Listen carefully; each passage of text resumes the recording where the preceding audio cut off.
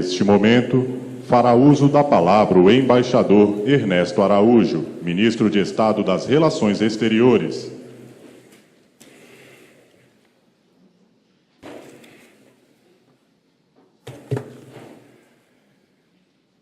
Meu ilustre antecessor, senador Aloysio Nunes Ferreira, senhora Gisele, excelentíssimo senhor ministro José Antônio Dias Toffoli, presidente do Supremo Tribunal Federal, excelentíssimo senhor presidente Fernando Collor de Mello, Sua Alteza Imperial e Real, Dom Bertrand de Orleans e Bragança, que juntamente com os presidentes Toffoli e Collor muito honram essa casa e muito me honram pessoalmente, cuja presença muito agradeço.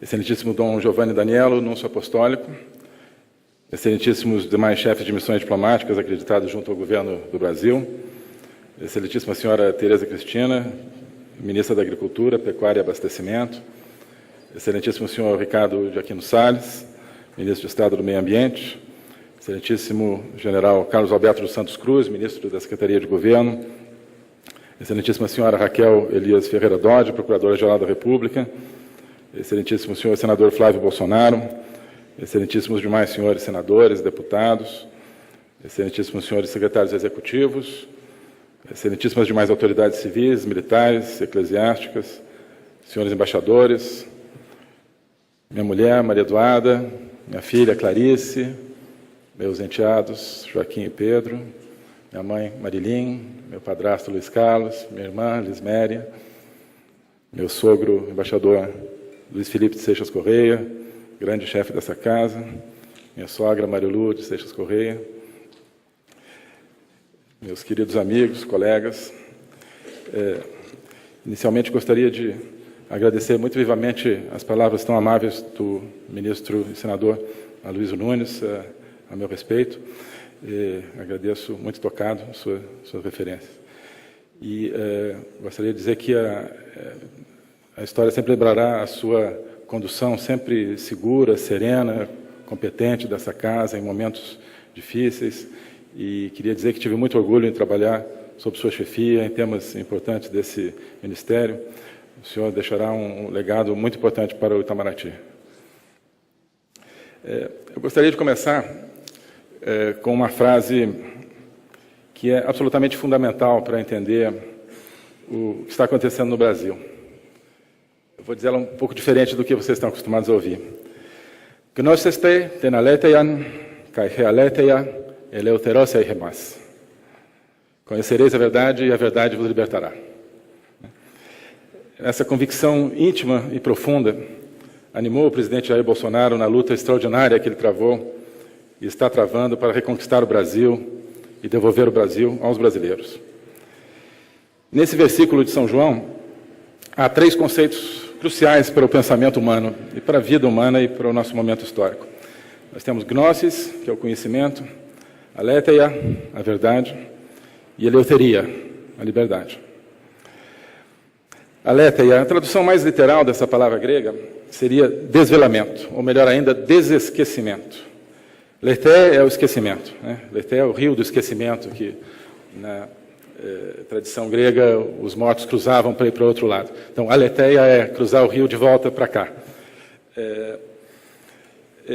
Aletheia é a superação do esquecimento, algo que está esquecido e escondido e que de repente se recupera. Aletheia envolve uma experiência autêntica, individual, sentimental, de tal maneira que o nosso conceito atual de verdade é muito pobre diante desse conceito original. Nosso conceito de verdade normalmente se refere apenas à verdade factual. É um conceito um pouco técnico e frio, quando deveria ser algo orgânico e vivido. A aletheia nos faz desesquecer e reconectarmos conosco mesmos, e nesse redescobrimento e reconexão conosco mesmos é que a verdade liberta. Pois onde estava preso aquele que se vê libertado pela verdade? Estava preso fora de si mesmo. Estava procurando ser o que não é. O Brasil estava preso fora de si mesmo. E eu arriscaria dizer que a política externa brasileira estava presa fora do Brasil. Eleuterosei humas.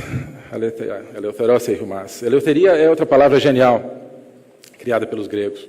Eu não conheço nenhuma outra língua antiga, eu não conheço tantas, enfim, não conheço hitita, não conheço sânscrito, mas não conheço nenhuma outra língua antiga que possua esse conceito, exceto o latim, libertas, mas que já é uma tradução tardia do grego. Então, mesmo assim, na Grécia Antiga, eleuteria significava basicamente a liberdade civil, era um termo jurídico. Somente com a literatura cristã, e especialmente com esse trecho de São João, a eleuteria se tornou algo mais completo, mais profundo e mais elevado. É um conceito que se desgastou também ao longo dos séculos, a palavra liberdade se desgastou ao longo dos séculos, mas preserva uma força incrível. Ainda a palavra liberdade ainda é uma palavra que acende o coração das pessoas. A pessoa pode estar lá desanimada no seu canto, mas quando escuta a palavra liberdade, não há quem não levante a cabeça, subitamente alerta, e pergunte: liberdade onde? Eu quero. O presidente Bolsonaro está libertando o Brasil, por meio da verdade. Nós vamos também libertar a política externa brasileira, vamos libertar o Itamaraty, como o presidente Bolsonaro prometeu que faríamos. Como o presidente Bolsonaro prometeu que faríamos em seu discurso de vitória. Bem, nós falamos da verdade e da liberdade, mas ainda não falamos do conhecimento, da gnosis. A verdade liberta, mas para chegar à verdade é preciso conhecê-la. E não se trata aqui de um conhecimento racional, pois a verdade não pode ser ensinada, a verdade nesse sentido profundo, não pode ser ensinada por dedução analítica. A gnosis é o conhecimento no sentido de uma experiência mais íntima. A verdade é essencial, mas não pode ser ensinada nem aprendida. Mas se é assim, como é que nós vamos conhecer a verdade, que é a chave disso tudo? Para explicar isso, eu queria apelar a um brasiliense ilustre, Renato Russo, quando ele diz: é só o amor que conhece o que é verdade. Não são a cautela ou a prudência que conhecem o que é verdade, mas o amor. A cautela, a prudência, o pragmatismo são bons instrumentos quando sabemos para onde queremos ir, mas eles não nos ensinam para onde ir, não nos mostram o que somos e não nos explicam a nós mesmos. É só o amor que explica o Brasil. O amor e a coragem que do amor decorre conduziram os nossos ancestrais a formarem esta nação imensa e complexa. Nós passamos anos na escola, quase todos nós, eu acho, escutando que foi a ganância ou o anseio de riqueza, ou pior ainda, o acaso que formou o Brasil, mas não foi. Foram o amor, a coragem e a fé que trouxeram até aqui, através do oceano, através das florestas, pessoas que nos fundaram. Pessoas que disseram coisas como essa que eu vou ler agora. Anoe Jaci, etinisemba indeiru manunye, yarareco embobeu cato pirão, recoco yasubi, embobeu cato pirabê, ngue membirato pão. Essa é a Ave Maria em Tupi, na versão original do padre José de Anchieta, onde ele traduz Maria por Jaci, a lua, Anoe Jaci, e Jesus por Tupã, o trovão. E aqui nós precisamos da aletheia, o desesquecimento. Precisamos libertar a nossa memória histórica, da qual essa modesta oração faz parte. Para libertar o Itamaraty através da verdade, precisamos recuperar o papel do Itamaraty como guardião da continuidade da memória brasileira. Eu me lembro da emoção que eu senti pela primeira vez quando era terceiro secretário, subi as escadas para esse terceiro andar, e vi, logo ao subir a escada, o quadro da coroação de Dom Pedro I e o quadro do Grito do Ipiranga. Eu imediatamente, tinha 22 anos, imediatamente me lembrei de quando tinha 5 anos e assisti, maravilhado no cinema, ao filme Independência ou Morte, com Tarcísio Meira e Glória Menezes. E pensei, então tudo isso existe, né? Tudo isso existe, e tudo isso é aqui. Eu me lembro desse momento muito marcadamente. E eu percebi, olha, isso aqui não é simplesmente uma repartição pública. Isso aqui é uma espécie de um santuário.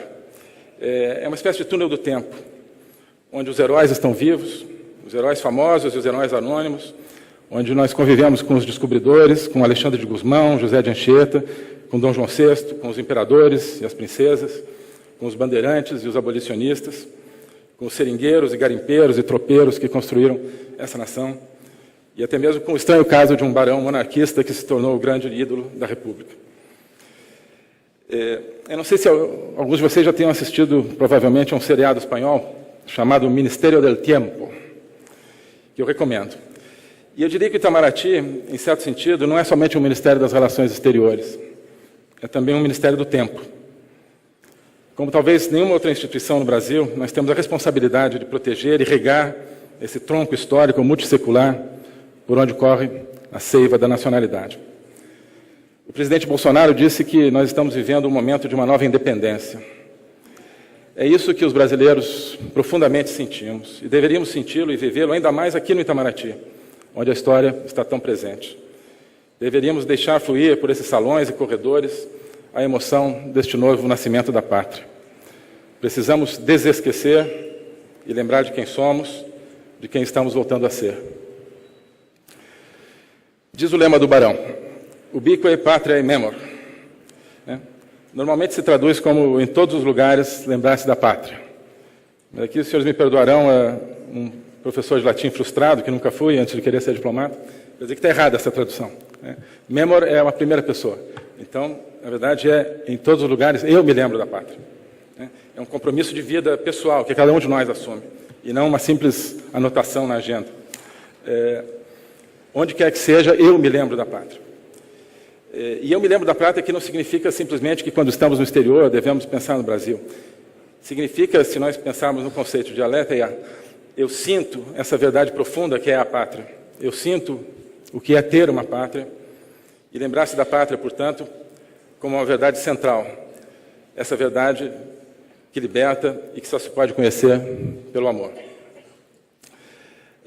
Lembrar-se da pátria não é lembrar-se da ordem liberal internacional, não é lembrar-se da ordem global, não é lembrar-se do que diz o último artigo do Foreign Affairs ou a última matéria do New York Times. É lembrar-se da pátria como uma realidade essencial. Nós não estamos aqui para trabalhar pela ordem global. Aqui é o Brasil e não tenham medo de ser o Brasil. Não tenham medo. Pensem, por exemplo, em Dom Sebastião. Quando preparava a sua expedição à África, algum nobre da corte portuguesa perguntou a Dom Sebastião se ele não tinha medo. Dom Sebastião olhou e perguntou, de que cor é o medo? Alguém objetará que Dom Sebastião morreu pouco depois do areal do Alcácer Quibir, que é verdade. Mas nós estamos falando aqui dele, né? Nós sabemos quem ele é. Dom Sebastião se tornou um mito, aquele que há de voltar das ondas do mar num dia de muita névoa. Nós não nos lembramos das pessoas que ficaram em casa, daqueles que não foram ao Alcácer Quibir.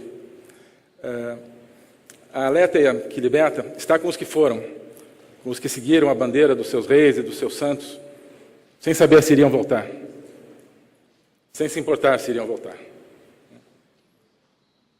O mito ensina a não ter medo, e é curioso que o mito é o mito, e no momento atual o mito é o apelido carinhoso que o povo brasileiro deu ao presidente Bolsonaro. Marcel Proust dizia que os nossos sentimentos vão se atrofiando por medo de sofrer. E eu acho que a nossa política externa vem se atrofiando por medo de ser criticada. Então não tenham medo de sofrer e não tenham medo de ser criticados. Por sua vez, Clarice Lispector dizia, falando do Brasil e do nacionalismo, a nossa evidente tendência nacionalista não provém de nenhuma vontade de isolamento. Ela é movimento, sobretudo, de autoconhecimento, dizia Clarice. Autoconhecimento é verdade, aletheia, a verdade que liberta. Então, para não ter medo, vamos ler menos Foreign Affairs e mais Clarice Lispector ou Cecília Meirelles. Vamos ler menos New York Times e mais José de Alencar e Gonçalves Dias. Vamos escutar menos a CNN e mais Raul Seixas. Por que Raul Seixas? Não fiquemos no trono de um apartamento ou de uma embaixada com a boca escancarada, cheia de dentes, esperando a morte chegar. Vamos fazer alguma coisa pelas nossas vidas e pelo nosso país. Mergulhemos no oceano de sentimento e na esperança do nosso povo. Não mergulhemos nessa piscina sem água que é a ordem global. O Itamaraty existe para o Brasil, não existe para a ordem global. O Itamaraty existe para o Brasil, não existe para si mesmo. Nós somos uma casa de excelência? Somos, claro que sim. Mas para sê-lo, precisamos mostrá-lo e não ficar simplesmente repetindo isso uns para os outros. Nós vamos cuidar, na nossa administração, do fluxo de carreira, vamos solucionar esse e muitos outros problemas, se Deus quiser, que legitimamente afligem a instituição, para que o Ministério possa melhor se capacitar para a sua tarefa maior. Queria dizer que nós não precisamos e não vamos abrir os quadros do Itamaraty para pessoas de fora da carreira, além dos casos que já existem, o presidente Bolsonaro confia plenamente na capacidade dessa casa e dessa carreira de implementar a sua política. Nós simplesmente estamos tomando a medida de flexibilizar a ocupação de cargos no Itamaraty por funcionários da carreira em determinados níveis hierárquicos, justamente para arejar o fluxo da carreira e, inclusive, estimular os nossos colegas a ocuparem esses cargos. Nós temos tradições, é claro, né? Mas precisamos empregá-las como estímulo para buscar a verdade e a liberdade, como serviço à pátria, como serviço a todos os brasileiros, tanto os mais humildes quanto os mais afortunados do nosso povo, esse povo que uma ideologia perversa não mais divide. Temos tradições, mas, como dizia o embaixador Azeredo da Silveira, na frase famosa, a maior tradição do Itamaraty é saber renovar-se. Eu, quando ingressei no Itamaraty, repetia-se essa frase à torto e à direito. Se eu não conseguia cruzar um corredor, se eu ouvia essa frase da tradição do Itamaraty, sabendo renovar-se. Mas há alguns anos, há muito tempo, eu pessoalmente não tenho escutado essa frase. Não sei bem porquê. Talvez seja por um pouco desse ensimesmamento e de um certo comodismo que se criou. Nós nos apegamos muito à nossa própria autoimagem e fizemos dela uma espécie de um ídolo. E ficamos nos olhando um pouco no espelho, dizendo que nós somos o máximo e dizendo que os governos não nos entendem, mas que o Itamaraty está acima dos governos. Nós nos tornamos diplomatas que fazem coisas que só são importantes para outros diplomatas. Isso precisa acabar. Deixemos de olhar no espelho e passemos a olhar pela janela, ou melhor ainda, vamos sair à rua para o Brasil verdadeiro. Não tenhamos medo do povo brasileiro. Somos parte do povo brasileiro. Certa vez, ainda no Instituto Rio Branco, eu ouvi de um diplomata antigo o seguinte, que o Itamaraty não pode ser melhor do que o Brasil. E nessa época eu tomei isso como um sinal de um grande pessimismo. Era um momento difícil na história do Brasil, e eu achei que ele estava dizendo, olha, o Brasil está ruim e o Itamaraty está igual. Mas hoje eu acho que, finalmente, eu compreendo o que queria dizer. O Itamaraty não pode achar que é melhor do que o Brasil. O Itamaraty não pode achar que não faz parte do Brasil. Fazemos parte, voltamos a fazer parte de uma aventura magnífica. A partir de hoje, o Itamaraty regressa ao seio da pátria amada. O Itamaraty voltou porque o Brasil voltou. Fernando Pessoa afirmava o seguinte, o poeta superior diz o que pensa. Ou melhor, o poeta superior diz o que sente. O que pensa também. O poeta superior diz o que sente. O poeta médio diz o que decide sentir. E o poeta inferior diz o que acha que deve sentir. O mesmo talvez se possa dizer do diplomata. E o mesmo se aplica a um país na sua presença internacional. Por muito tempo o Brasil dizia o que achava que devia dizer. Era um país que falava para agradar os administradores da ordem global. Queríamos ser um bom aluno na escola do globalismo e achávamos que isso era tudo. Éramos um país inferior, aplicando a classificação de Fernando Pessoa. Mas o Brasil volta a dizer o que sente e a sentir o que é. Vocês podem dizer que isso é quixotesco, talvez, e as pessoas nos chamam, às vezes, ou me chamam de tantas coisas bem piores que então quixotesco, vocês podem dizer que já estaria bom, né? Quixotesco já seria um bom adjetivo. Mas isso me lembra algo que eu escutei do professor Olavo de Carvalho, um homem que, após o presidente Jair Bolsonaro, talvez seja o grande responsável pela imensa transformação que o Brasil está vivendo. Certa vez eu ouvi o professor Olavo referir-se a um trecho do Dom Quixote de Cervantes, que é talvez o ponto central dessa obra. É quando Dom Quixote está caído à beira do caminho, em algum lugar de La Mancha, em uma espécie de delírio, e começa a conversar com os passantes, como se fossem o marquês disso, o conde daquilo, ou algum herói de cavalaria, enquanto fala das suas próprias façanhas. Lá pelas tantas, ele se refere a um camponês que está passando, como o Marquês de Mantua. E o camponês para e olha para ele e diz, espera aí, eu sei quem é o senhor. Eu não sou o Marquês de Mantua, eu sou seu vizinho, Pedro Alfonso, e o senhor não é Dom Quixote. O senhor é um bom homem que eu conheço há muito tempo, o senhor é Alonso Quijano. E Dom Quixote para um segundo, pensa e responde, eu sei quem sou. Algumas pessoas dirão que o Brasil não é isso tudo que o presidente Bolsonaro acredita, e que eu também acredito.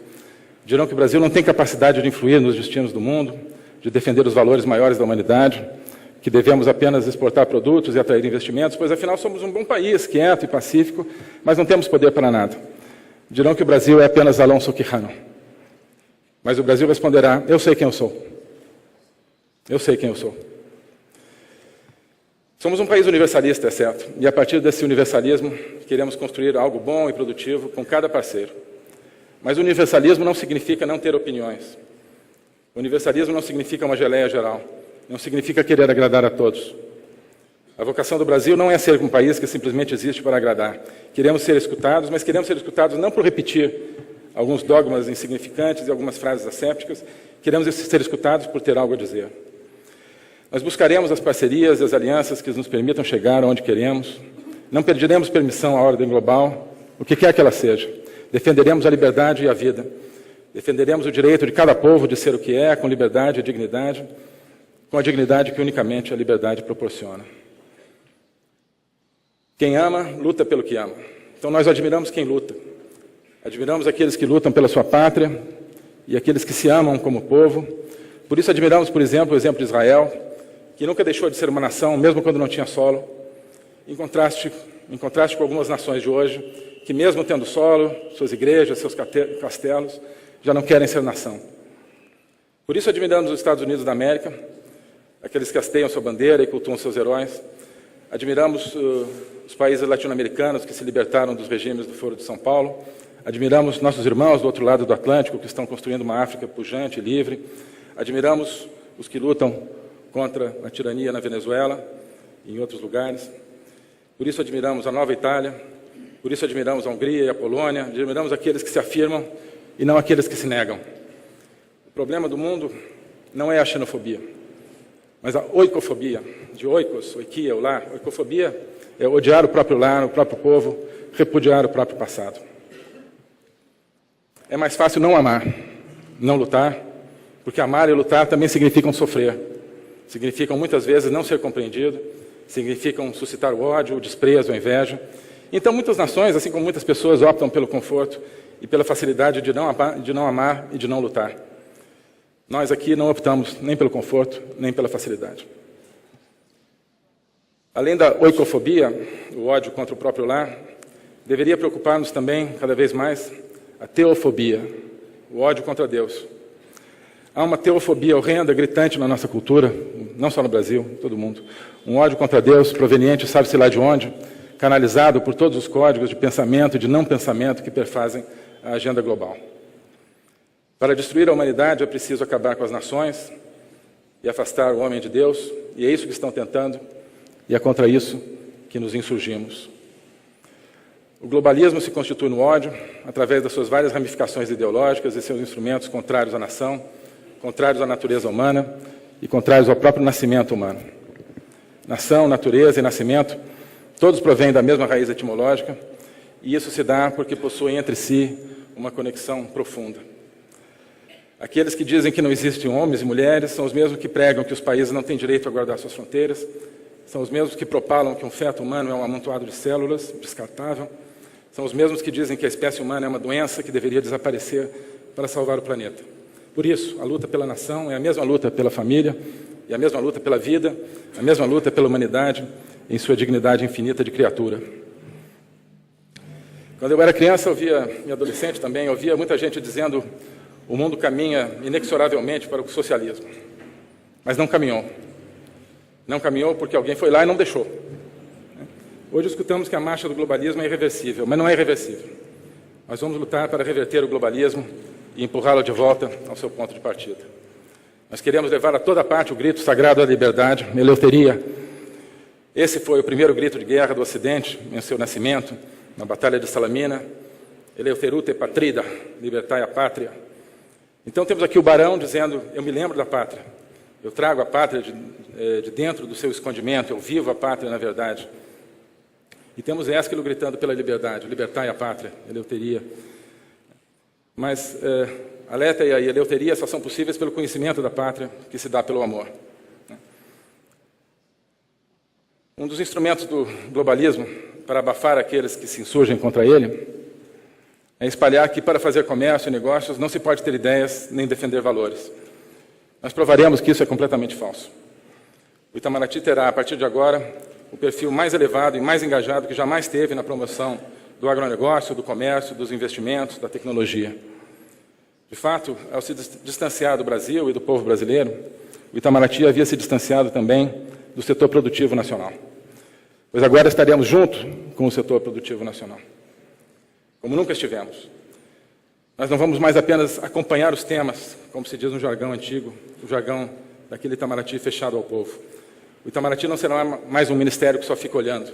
Vamos trabalhar sem descanso para promover o comércio agrícola, a indústria, o turismo, a inovação, a capacitação tecnológica, os investimentos em infraestrutura e energia, avançando ombro a ombro com os outros ministérios, graças a essa extraordinária equipe ministerial que o presidente Bolsonaro criou com um espírito de harmonia e um sentido de missão sem precedentes. Quando eu digo extraordinária, me situo, porque não quero falar de mim mesmo. Estou falando dos outros 21 ministros. Formularemos, com cada parceiro internacional, um programa de trabalho específico para desenvolver o potencial de cada relação de maneira criativa e dinâmica. Para isso, contaremos, entre outros, com esse instrumento extraordinário que é a Apex, uma Apex renovada, redinamizada, integrada ao conjunto da nossa estratégia de política externa. Contaremos também com um setor de promoção comercial dentro do Itamaraty, que multiplicaremos por 4. Vamos desburocratizar os setores de promoção comercial nas embaixadas no exterior, transformando-os em verdadeiros escritórios comerciais capazes de gerar negócios e ocupar novos mercados para os nossos produtores. Implementaremos uma política de negociações comerciais para os dias de hoje. Estivemos negociando acordos comerciais, alguns mais exitosamente, outros menos, mas, em muitos casos, no modelo dos anos 90. Em alguns casos, também estamos negociando esses acordos desde os anos 90. E, até agora, em alguns casos, vão evoluindo com o passar do tempo. Nós negociamos esses instrumentos em abstrato e não aquilo que deveríamos fazer, que são entendimentos efetivos direcionados às nossas potencialidades concretas. Nós negociamos muitas vezes a partir de uma posição de fraqueza, como se estivéssemos implorando acesso a mercados, quando na verdade deveríamos negociar a partir de uma posição de força, como um dos maiores e potencialmente o maior produtor de alimentos do mundo, por exemplo. Nós orientaremos todas as relações bilaterais e multilaterais para a geração de resultados concretos para o emprego, a renda e para a segurança dos brasileiros. Ao mesmo tempo que as relações bilaterais, investiremos renovado esforço também nas negociações multilaterais, especialmente na OMC, que está construindo uma nova e promissora agenda, da qual hoje o Brasil ainda está de fora, mas na qual entrará com todo o seu peso e toda a sua criatividade. No sistema multilateral político, especialmente na ONU, vamos reorientar a atuação do Brasil em favor daquilo que é importante para os brasileiros, não do que é importante para as ONGs. Defenderemos a soberania, defenderemos a liberdade de expressão, a liberdade de crença, a liberdade na internet, a liberdade política, defenderemos os direitos básicos da humanidade, o principal dos quais, talvez seja, se me permitem usar o título de uma novela dos anos 60, o direito de nascer. Abriremos o Itamaraty para a sociedade. Seremos a casa de todos os brasileiros. Muito se escuta que o brasileiro não se interessa por política externa, pois, na verdade, o brasileiro não se interessava por política externa quando achava que política externa era simplesmente um exercício de estilo, infinitas variações, para não dizer nada, em um discurso da ONU. Desde a eleição do presidente Bolsonaro, o brasileiro está profundamente interessado e envolvido em política externa. Mesmo porque o presidente dá uma atenção enorme a essa área, pois a considera algo profundamente integrado na vida nacional e não alguma disciplina arcana a qual só teriam acesso alguns especialistas. O brasileiro sente que na frente externa se dá uma das principais, se não a principal batalha pelos seus ideais e valores mais profundos. O brasileiro entende que da frente externa depende, em grande medida, a sobrevivência e o êxito do projeto de redescoberta e libertação, esta aventura de Aléteia e Eleuteria que estamos vivendo com amor e com coragem. Falar com a sociedade não é simplesmente falar, é principalmente ouvir. Eu vou dar um exemplo do que temos para ouvir. É o comentário de uma pessoa que segue minha conta Twitter e que diz o seguinte, li isso ontem: antes eu não entendia o amor do povo da Inglaterra pela rainha, agora entendo. Quando temos alguém que ama seu país e seu povo e os defende, ganha amor e respeito. Não conhecíamos isso antes de Bolsonaro, fecha aspas. A isso me proponho aqui, fazer do Itamaraty um instrumento de amor pelo nosso país e pelo nosso povo. Estou certo de que podemos tornar o Brasil, ao mesmo tempo, mais competitivo e mais autêntico, ao mesmo tempo mais econômico e comercialmente dinâmico e mais verdadeiro, mais respeitado internacionalmente e mais fiel a si mesmo. Não deixem o globalismo matar a sua alma em nome da competitividade. Não acreditem no que o globalismo diz quando diz que para ter eficiência econômica é preciso sufocar o coração da pátria e não amar a pátria. Não escutem o globalismo quando ele diz que paz significa não lutar. Os senhores me perguntarão, e como faremos isso? Pela palavra. Acreditemos no poder infinito da palavra, que é o Logos Criador. O presidente Jair Bolsonaro está aqui, chegou até aqui, e nós com ele, porque diz o que sente, porque diz a verdade, e isso é o Logos. Eu vou terminar falando do princípio, e citando novamente São João, a abertura do Evangelho de São João, quando diz, en arché, en logos. No princípio era o Logos, a palavra, o verbo. Arché significa, é a última palavra em grego que eu vou dizer aqui, arché significa princípio, tanto hoje, significa princípio, tanto no sentido do início, quanto no sentido, principalmente, de força estruturante, princípio estruturante. A realidade, pelo menos a realidade humana, está estruturada em torno da linguagem, da palavra, do verbo, portanto, do Logos. Tudo o que temos, tudo o que precisamos é a palavra. Ela está aprisionada, mas com amor e com coragem, havemos de libertá-la. Que Deus abençoe a todos vocês, os que creem, os que não creem, os que estão conosco, os que ainda não estão conosco. Que Deus abençoe o presidente Jair Bolsonaro e que Deus abençoe o Brasil. Anoê Jaci. Muito obrigado.